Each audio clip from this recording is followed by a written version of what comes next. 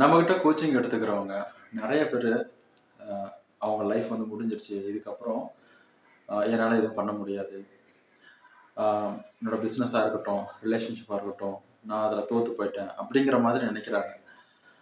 இந்த வீடியோ வந்து full and full பார்த்தீங்க அப்படின்னா ஒரு பிஸ்னஸ் ரிலேட்டடாக எடுத்துக்கலாம், கொஞ்சம் ரிலேஷன்ஷிப் ரிலேட்டடாக இருக்கும். ஏன் அப்படின்னா நம்ம வந்துட்டு ரிலேஷன்ஷிப் பற்றி நிறைய பேசிட்டோம். நம்மக்கிட்ட கோச்சிங் எடுத்துக்கிறவங்களும் சரி, இல்லை நம்மளோட வாட்ஸ்அப்பில் கான்டாக்டில் இருக்கிறவங்களும் சரி, நம்ம வந்து ரிலேஷன்ஷிப் ரிலேட்டடாக நிறைய வீடியோ பார்த்துருக்கோம், நிறைய சஜஷன்ஸ், நிறைய கொஸ்டின் ஆன்சர்லாம் பார்க்குறோம்.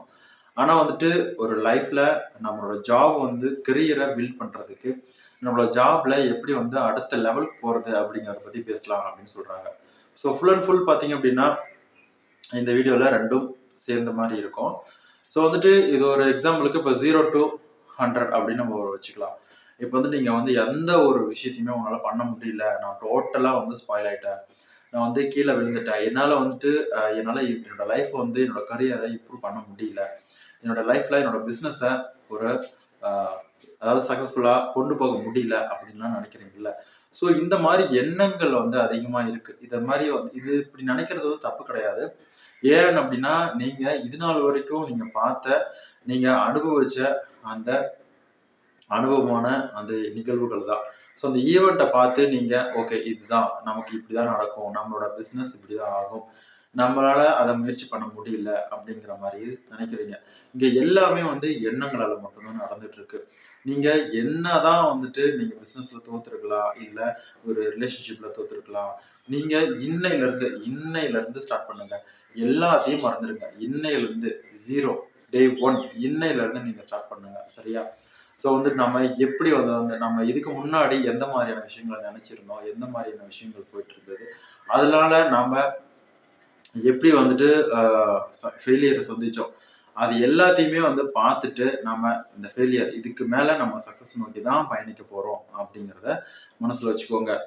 உங்க மனசுக்குள்ள நீங்க அணுகிற முறை, நீங்க எப்படி மற்றவங்கள ஹேண்டில் பண்றீங்க, உங்களோட சுச்சுவேஷனை எப்படி ஹேண்டில் பண்றீங்க, இது எல்லாத்தையும் பொறுத்து தான் உங்களுக்கு எந்த மாதிரியான லைஃப் அதாவது எப்படி அமையணும் அப்படிங்கிறது இருக்கும். நீங்க உங்க முழுக்க உங்க மைண்ட் செட் எப்படி வச்சிருக்கீங்க அப்படிங்கிறத பாருங்க.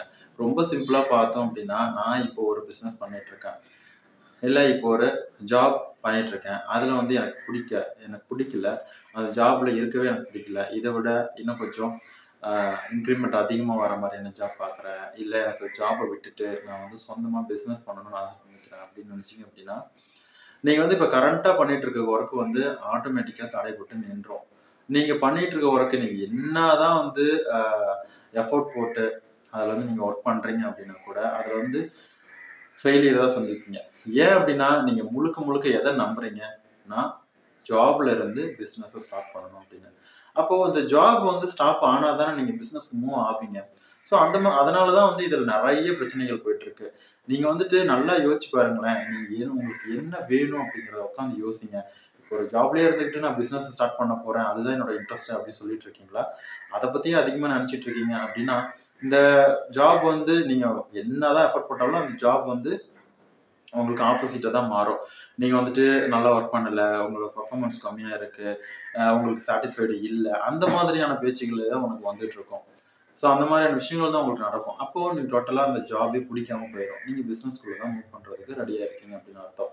நீங்கள் வந்துட்டு அப்படி நினச்சிட்டு, இல்லை நான் வந்து கொஞ்ச நேரம் வந்து நான் ஜாப்லேயே இருக்கேன், எனக்கு வந்து சேஃப்டி முக்கியம், நான் வந்து ஜாப் செக்யூரிட்டி அதனால சம்பாரிச்சுட்டு அதுக்கப்புறம் நான் வந்து ஒரு ஒர்க்குக்கு போகிறேன் அப்படின்னு நீங்கள் நினச்சிங்க அப்படின்னா, நீங்கள் ஃபுல் அண்ட் ஃபுல் கொஞ்சம் அதாவது எப்படின்னா நீங்கள் ஜாப் தான் ஃபோக்கஸ் பண்ணுறீங்க. பிரபஞ்சம் கடவுள் எப்படி எடுத்துப்பாங்கன்னா, நீங்கள் ஃபோக்கஸ் பண்ணுறது ஜாப், சாரி பிஸ்னஸ், ஆனால் நீங்கள் வேலை இருக்கிறது ஜாப்ல. ஆனால் எப்போ ஜாப் வந்து குயிட் ஆகுதோ அப்போ தான் நீங்கள் பிஸ்னஸ் ஸ்டார்ட் பண்ண முடியும். அதனால இதில் நிறைய பிரச்சனைகளையும் நிறைய கஷ்டங்களையும் சந்திக்க நேரிடும். அதனால வந்துட்டு நீங்கள் மன விரக்தி ஆகி நான் வந்து இதுக்கு மேலே எதுவுமே பண்ண முடியாது, நான் வந்து டோட்டலாக லைஃப்ல தோத்துட்டேன் அப்படின்னு நினைக்க வேணாம்.